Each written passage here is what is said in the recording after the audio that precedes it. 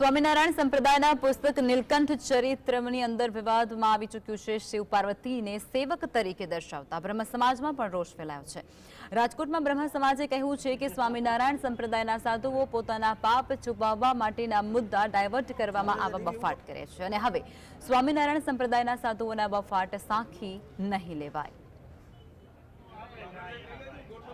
આ લોકોને ખરેખર આમના જે મોટા સંતો મહંતો છે એ આવા લોકો વિરુદ્ધ પગલા કેમ નથી લેતા? ભૂતકાળમાં પણ મેં ફરિયાદ દાખલ કરાવેલી, ત્યારે મને ખૂબ જાનથી મારી નાખવાની ધમકીઓ પણ આ લોકોએ આપેલી, 2000 જેટલા મેસેજ કરેલા।